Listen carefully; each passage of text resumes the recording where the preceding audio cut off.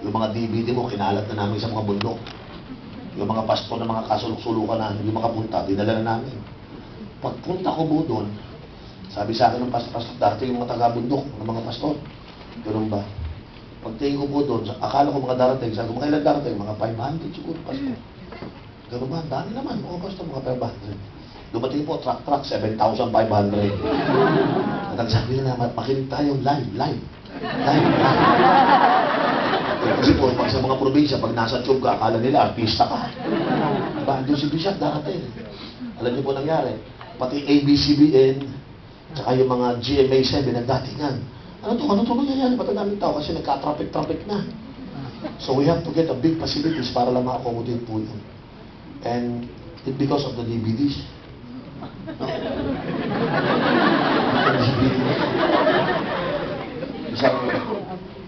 Isang Kristiyano, nagpunta siya ng Saudi, tumawag na lang bigla sa akin, Pastor, bisita naman po kayo dito, bakit? Eh, kayo po ang pastor namin eh.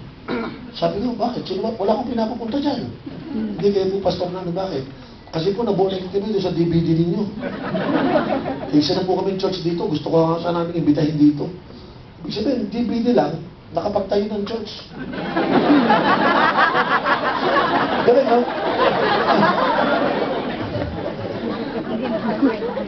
Well, I believe may gustong sabihin ng Panginoon. Ito mga DVDs na to, hindi namin ito ginagawa for business. Mahirap po kasi dito yung mag-seminar ng ganito eh. In fact, this is the second batch, no? So we decided to put in DVDs para wag din naman ako masyado. Gusto nyo makinig ng 90 Days Challenge. Ito na lang, oh. Para wag na akong pupunta pa. Kasi ito, pag 1,000 piraso, pakalatin mo sa Pilipinas, buong Pilipinas, magna 90 days na. Hindi na sila mag-aeroplano, di ba? Hindi na sila pumunta dito, hindi na magtatsaka dalaw. Ito lang at your own time, di ba? So if you are helping other pastors, you can tell them. Yung iba mga churches ngayon, pagkakuha nila nito, kasi tapos na po ito, ngayong araw na to, kung kailan kayo narito, ngayon lang ito i-release ngayong day na to. So itong day na to, launching itong 90 days.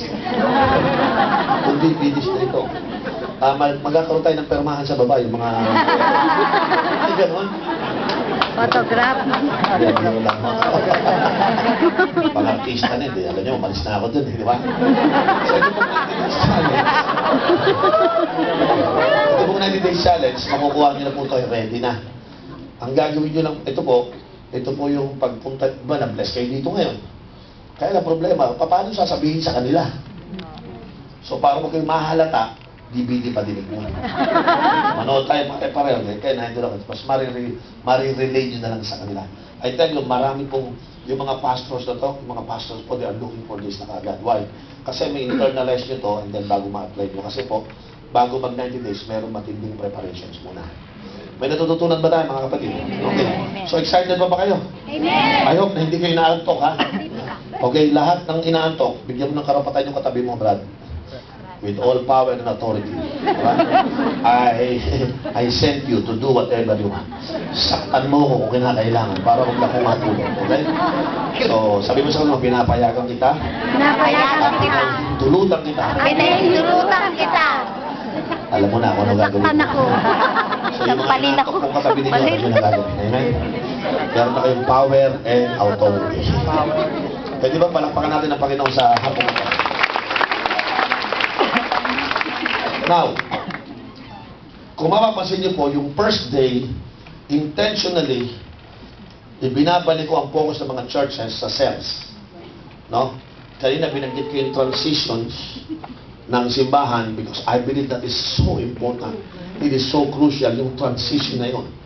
And this time, gusto ko pong palakasin yung mga cell group. In fact, I visit different churches na nag-G12. May na-discover akong 3 salita na napakahalaga. Okay, na gusto ko pong banggitin ito as I go, no? Pero, gusto ko nang puntahan po yung principle ng strong cells, no? Kung gusto nyo pong mapalakas ang inyong cell group, kailangan nyo pong maunawaan papaano ang pagpapalakas ng mga cell group natin. Taas yung kamay yung mga nagse-cell group na kayo ngayon sa simbahan ninyo. I think majority of us here are nag-transition na sa cell, di ba? In fact, some of you are here, you are as a leader. Probably you are part of the cell group ng pastor mo, and now you are beginning to start your own cells. Now, you have to understand na ang goals ng cells ay tatlo. Number one, the goal ng cell is evangelism. Number two, leadership development. And then number three, cell multiplication. Ito po yung goals ng cell, ha? Banggitin natin, memorize na agad natin, wag lang sa notebook. Number one, evangelism. Number two, leadership development. And then number three, Cell multiplication. multiplication. So kung magsisell ako, dapat ang focus ko, ang tanong ko, nag-evangelize ba kami? Good. Pangalawa, nade-develop ba yung mga cell member ko para maging leaders? Good. Nagagawa.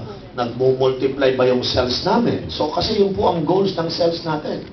Nag-evangelize at yung na-evangelize natin, dinidevelop natin maging leader. At pag na-develop sila, na-equip, na-train, then sinesend natin sila para mag-open ng cell. By doing that, meron tayong tinatawag na cell multiplication. So every leaders, dapat clear sa inyong mind na ang cell group ay hindi isang lugar ng iyakan. Amen? Minsan po kasi ang mga cell group, akala nila, alam mo, blessed na blessed ako sa cell group na. Bakit? Tuwing magkikita kami, nag-iiyakan kami. Nakaka-touch talaga. Kaya 3 taon nung sila nag-iiyakan, wala pa rin nung nasisave kahit isa. Pero hindi natin nilagay ang cell para mag-iiyakan tayo. Ha? Ang cell group po, hindi yan tapunan ng problema. Ang bigayan ng problema kay Lord, hindi sa cells. Amen. Kaya ang mga cell group natin minsan, nag-i-enjoy tayo kasi, sige na, share ka ng problema mo. Dapat transparent tayo tsaka open, di ba? Tama, di ba? Narinig niyo na ba yan? Dapat pag nagsasal group tayo, open tayo sa isa't isa. Transparent. Kaya yung sa kahit walang problema, pipili, sige na, labas mo na. Sige na. Wala nga, meron. Hindi naman open eh. So yung iba, kahit kalmado buhay, hindi na ginagambala. Di ba? So kinakailangan po, kasi po ang focus, parang programs, problem-centered ang cell group. Kaya, pagdating ng mga unchurched people, pinag-uusapan, yung asawa ko, isa, wala kaming pera, ikaw, wala din kaming pera. Vampira ka ba? Bakit? Wala ka vampira. So, lahat ng mga tao. Vampira, wala ka vampira. Vampira! Meron ka vampira yan? So, mga tao ngayon, pag yung unchurched people, pagpunta ng cell, ayaw nang sumama. Sabi na, grabe pala itong cell na to. Ang dahil problema, baka madamay ako dito. Hindi na ako babalik, di ba? Nagtidihan niyo ako. So what I teach sa cells ko ngayon, pag may mga problema, pakiramdaman. Ginagawa ko sa cells ko ngayon, dalawa lang ginagawa ko. Number 1, ini-inspire ko sila. Kasi alam ko, pag inspire ang tao, iba, no? Nakakita na ba kayo sa lalaki kagigirlfriend? Inspire na inspire. Di ba mga after 6 months, perspire na perspire. Kasi pala ng ulo naging siyota niya, di ba? So kinakailangan, ang prayer ko, ma-inspire itong mga cell member ko. Sino sa inyo marunong mag-inspire ng mga cell member? Yan ang kailangan pag nag-cell group kayo. Nung araw kasi ginagamit namin for double use.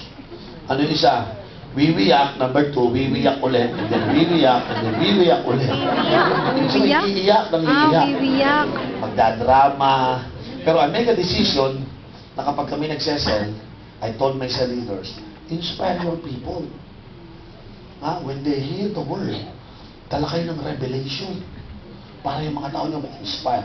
And then pag na-inspire, pangalawa, bigyan nyo sila ng instruction, hindi lang inspiration.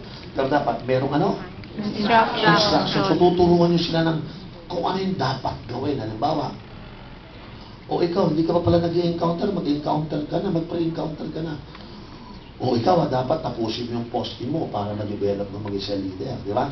O ikaw, may cell group ka na, dapat makumpleto mo na yung group mo. Di ba? O ikaw, dapat mag-iba. May instruction eh. No? O sa 90 days challenge, dapat, nagdi-devotion ka na ba? Good. So, mayroong instruction. Hindi pwedeng puro inspiration na pinapalakas natin sila, minomotivate natin sila, pero wala naman silang gagawin. Tama? Kinakailangan, when they are inspired, they are also instructed. Malinaw. So, malinaw yung goal, malinaw yung ginagawa. Kasi nung araw, ano tayo, di ba, meron pa tayong tinatawag na, welcome. Hello, kamusta ka na? O, may kwento ko sa inyo, patawa muna ako ha, para icebreaker tayo ha. Sige. Alala niyo ba yan? Sino ang unang nakilala mo nung bata ka?